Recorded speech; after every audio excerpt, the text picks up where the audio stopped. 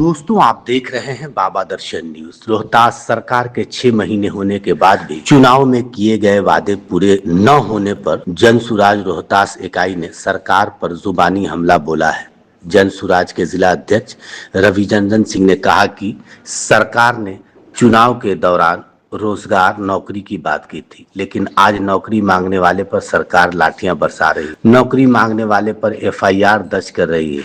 आज भी TRE-4 के छात्र आंदोलन कर रहे हैं। सरकार अगर उनकी मांग पूरी नहीं करती है तो जन सुराज भी सड़क पर उतरेगी। रोहतास जिला जन सुराज प्रवक्ता विनोद तिवारी ने कहा कि सरकार बनने के 6 माह में भी सरकार ने अपनी चुनावी वादे को पूरा नहीं किया है। इसी क्रम में जन सुराज के रोहतास जिला अध्यक्ष महिला प्रकोष्ठ प्रियंका सिंह ने कहा कि सरकार ने महिलाओं को चुनाव के 10,000 रोजगार के नाम पर देकर ठगने का काम किया है। इतनी कम राशि में महिला क्या और कैसे रोजगार कर सकेगी।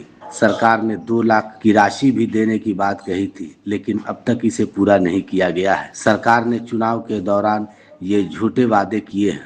आज जो प्रेस कॉन्फ्रेंस हम लोग आयोजित किए हैं, इसके पीछे का जो कारण है आप लोग को बता देना चाहते हैं कि जो विगत विधानसभा का चुनाव हुआ था, उस चुनाव में आप लोगों को पता है कि जन सुराज की हार हुई थी, हार हुई थी। और उस हार के बाद प्रशांत किशोर जी 1 दिन का मौन उपवास व्रत गांधी आश्रम की कहरवा में रखे थे। और उस उपवास के बाद वो प्रेस कॉन्फ्रेंस करने के बाद ये बात बताए थे कि चूंकि एन प्रकेंड जो सरकारी मिशनरियों का दुरुपयोग करके सरकार के द्वारा जो गलत ढंग से अवैध ढंग से सरकार के खजाने वादे दे करके सरकार बनाने का काम किया, जन सुराज के मुद्दों को चुराया गया। तो सरकार जब बन गई, सरकार का जब गठन हो गया, तो गठन के 6 माह बाद हम लोग 6 महीने तक, क्योंकि सरकार ने हम लोगों को विपक्ष में रहने का मौका दिया, हम लोग को रोड पर रहने का मौका दिया।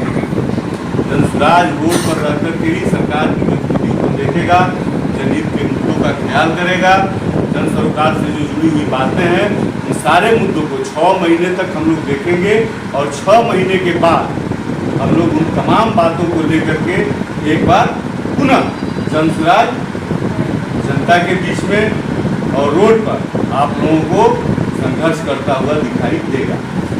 आपको बता दें कि आज 20 मई को नई सरकार का जो गठन हुआ था, उसका 6 माह पूर्ण हुआ है। और इस 6 माह पूर्ण होने पर हम लोग पूरे बिहार में, आज हम लोग के प्रदेश अध्यक्ष मनोज भारती जी पटना में प्रेस कॉन्फ्रेंस किए हैं सुबह। और इसके साथ ही बिहार के सभी जिलों में आज जिलाध्यक्ष के नेतृत्व में प्रेस कॉन्फ्रेंस के माध्यम से हम उन तमाम मुद्दों को सामने लाना चाहते हैं जिस पर सरकार ने चुनाव से पहले अपने घोषणा पत्र में या अपने वादों में शामिल किया था। और अभी तक किसी भी मुद्दों पर सरकार की विफलता सीधे दिखाई दे रही है। उसमें पहला मुद्दा जो था, बहुत जोर से सरकार ने रोजगार का, चूंकि रोजगार हम लोग का जन सुराज का एक बड़ा मुद्दा था, रोजगार और पलायन पे बात कर रहा था जन सुराज। तो रोजगार का जो मुद्दा था, उसमें जो अभी के पिछले जो मुख्यमंत्री अभी जो यहाँ से रिजाइन करके चले गए दिल्ली, 1 करोड़ नौकरी 5 साल में देने की बात वो लोग बोले थे। ये सब लोग जानते हैं आप लोग कि 1 करोड़ नौकरी देना था। 1 करोड़ नौकरी का मतलब हुआ 5 साल में 1826 दिन में अगर उसको भागा करिएगा तो 5476.45 रोजगार प्रतिदिन सरकार को देना था।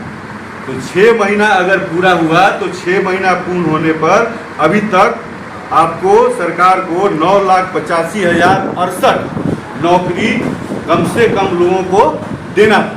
लेकिन अभी तक इस मामले पर सरकार की कोई भी पत्र जारी नहीं हुआ कि सरकार ने अभी उस रोजगार की बात को कहां तक पहुंचाया और कितने लोगों को 6 महीना बाद नौकरी अभी तक मुहैया करा पाई। दूसरा चीज़ है पलायन। तो आप लोग को बता दें, बिहार में पलायन एक बहुत बड़ा मुद्दा है। और उस मुद्दे के तहत बिहार के जो 71% मजदूर जो श्रमिक हैं, वो उनको मजदूरी करने के लिए बिहार से बाहर दूसरे राज्यों में जाना पड़ता है। बिहार के अंदर बिहार के केवल 25% ही मजदूर बिहार में अपने लिए काम ढूंढ पा रहे हैं और 3% मजदूर ऐसे हैं जो देश के बाहर, बिहार के वैसे मजदूर 3% जो देश के बाहर रोजगार ढूंढने के लिए जा रहे हैं।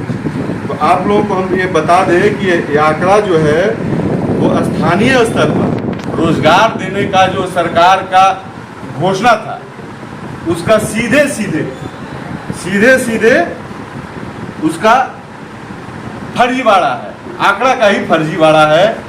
और यह इस बात का प्रमाण है कि सरकार जो समय समय पर यह आंकड़ा जारी करती है कि इसमें हम माइग्रेशन या स्किल बिहार राज्य के जो स्किल डेवलपमेंट के माध्यम से या बैक माइग्रेशन के माध्यम से जो ये सम्राट चौधरी जी जो अभी मुख्यमंत्री बने हैं, तो तमाम आप लोग सुने होंगे भाषणों में भी बोल रहे हैं कि बिहार के जो लोग रोजगार के लिए बाहर हैं उन लोगों को बिहार में वापस आए और यहाँ पर रोजगार करें। लेकिन अभी तक बिहार से कितने श्रमिकों को जो बाहर नौकरी करने के लिए गए थे उनको कितने लोगों को बिहार में रोजगार के लिए व्यवस्था कर दी गई, इसका कोई आंकड़ा सरकार जारी करे। एक तो ये हो गया।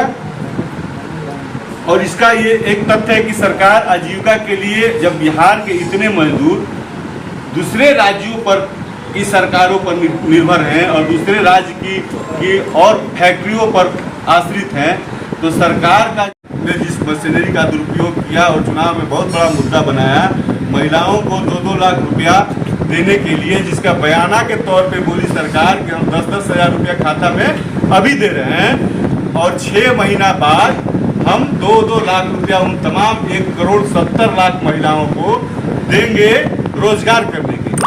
लेकिन अभी तक वह जो वादा है वो जमीनी स्तर पर एक केवल लुभावना खुशनुमा सपना दिखाने जैसा है महिलाओं को कि 10,000 रुपया दे करके, और अभी तक बिहार की वैसी किसी भी महिलाओं को 2 लाख रुपया नहीं मिला है। तो सरकार से हम लोग चाहेंगे कि सरकार पत्र के माध्यम से यह बताए कि वह 2 लाख रुपया महिलाओं के खाते में कब तक को जारी करेगी। अगर आप इस वीडियो को फेसबुक पर देख रहे हैं तो फेसबुक पेज को लाइक कीजिए और वीडियो को शेयर कीजिए। अगर आप इस वीडियो को यूट्यूब पर देख रहे हैं तो यूट्यूब चैनल को सब्सक्राइब कीजिए और घंटी के आइकॉन को दबाइए।